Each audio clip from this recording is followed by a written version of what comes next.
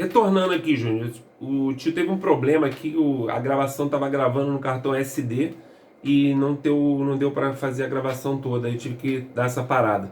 Mas retornando aqui, então o que aconteceu o coração de Faraó, como eu já estava falando anteriormente, estava endurecido, mas quando houve a morte do primogênito de Faraó, né, o filho mais novo de Faraó, por final, o Faraó fala para que Moisés tire rapidamente aquele povo dali. E não foi só isso, né? O Senhor tinha falado para Moisés que eles não iriam sair dali com uma mão na frente e outra atrás, com as mãos vazias, né? Todo o povo do Egito acabou dando várias ofertas ao povo de Israel, muito ouro, muita prata, muitas coisas. E o povo de Israel saiu dali do Egito com uma riqueza muito grande. Mas chega um determinado momento, depois que eles resolvem libertar o povo de Israel, o Faraó resolve libertar o povo de Israel, ele se arrepende e vai perseguir ao povo de Israel. Mas Moisés era um homem confiante. Vamos dizer que Moisés era um homem que ele confiava, ele tinha plena certeza no que Deus iria fazer na vida dele, iria fazer na vida do povo de Israel através da vida dele, né? Então ele confiou plenamente em Deus. E ele chega um momento onde ele se depara com o Mar Vermelho. E naquele momento foi um momento que eu posso dizer que Moisés ele ficou um pouco duvidoso. Ele ficou um pouco, mas ele continuava confiando em Deus. Porque se ele não confiasse em Deus, ele não teria clamado a Deus, né? E naquele momento ele clama a Deus e ele fala com o Senhor: Senhor, o que eu farei agora? Estou aqui de frente para esse mar e o povo egípcio está aí atrás com seus cavalos, suas carruagens, pronto para nos matar. O que nós vamos fazer agora? E o Senhor fala: toque a sua vara no mar. E algo extraordinário, algo sem precedentes acontece. Algo que nunca poderia ter passado pela cabeça de qualquer pessoa que poderia acontecer aquilo. De repente, o mar começa a se abrir na frente de Moisés. O mar, imaginem só, você está de frente para um mar, para um rio, uma coisa que assim, e aquele mar ele começa a se abrir e se criam duas paredes de água, e ali no meio ali está seco. E o povo de Israel ele passa por aquele rio, passa por aquele mar sem molhar os seus pés e atravessa o Mar Vermelho com o pé seco. Juniores, é algo extraordinário. A gente pode ver aqui a maravilha que Deus faz na vida daqueles que confiam em Deus. O povo já passa ali por aquele local ali porque Moisés foi perseverante.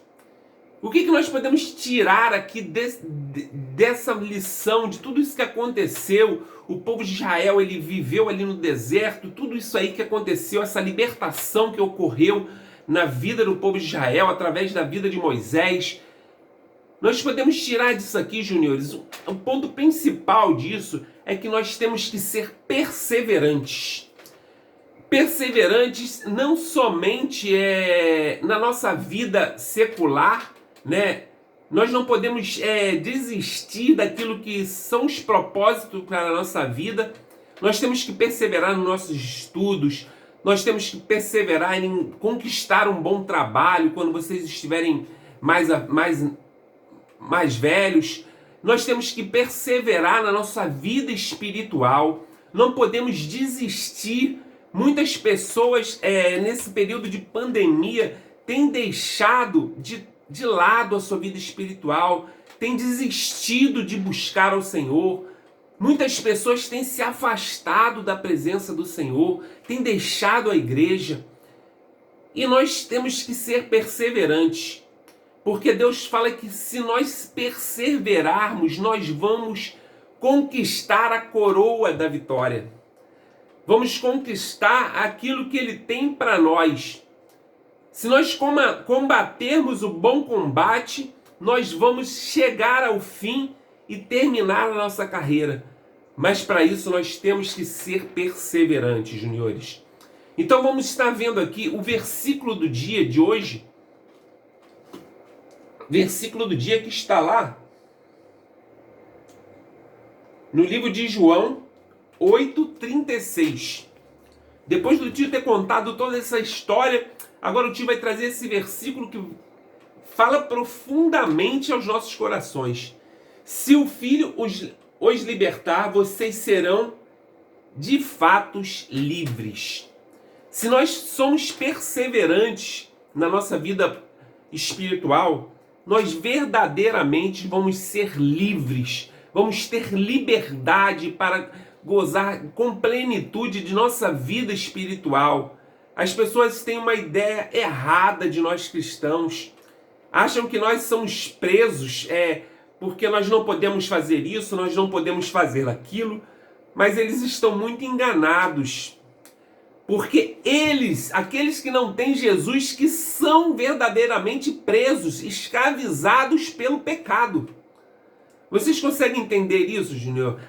Quando nós não temos Jesus, nós vivemos escravizados pelo inimigo de nossas almas, vivemos escravizados pelo pecado. E depois quando nós encontramos Jesus, nós somos libertos. Verdadeiramente, a partir desse momento, nós somos livres para viver com plenitude a nossa liberdade. Então, guarde isso no seu coração,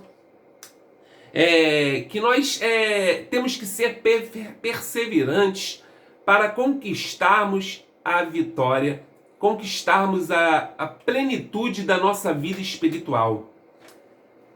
O tio vai estar vendo aqui o vocabulário de hoje, que fala sobre parteira, né? A gente falou lá sobre parteira. Parteiras são aquelas mulheres que não são médicas, mas que auxiliam, né, no nascimento da criança. Falamos sobre os hebreus, relativo aos hebreus, um povo semita da antiguidade, da região de religião monoteísta, né, que era o povo de Israel. Falamos sobre súplica, pedido, né, que é um pedido insistente, né, que o povo de Israel ele suplicou para que enviasse um libertador para ele, né? Súplica é um pedido insistente e humilde, geralmente desesperado, né? O povo de Israel estava desesperado por um libertador e ele suplicou para um libertador e Deus enviou a Moisés. Então nós aqui finalizamos, né, a aula de hoje. Vou estar lendo Você Sabia da aula de hoje, que é bem interessante. Como eu já até falei, né, anteriormente, Moisés significa tirado das águas, sua esposa era Zípora e seu sogro era Jetro. Os 5 primeiros livros da Bíblia foram provavelmente escritos por Moisés. São os livros de Gênesis, Êxodo, Levítico, Números e Deuteronômio. Israel viveu no Egito por 430 anos, como o tio falou lá anteriormente. Deus determinou que a nação de Israel fosse desenvolver no Egito sua identidade racial.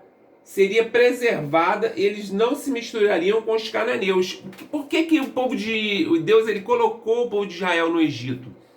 Porque o povo de Israel ele acabava se misturando muito facilmente com os povos idólatras, né? Lá os cananeus.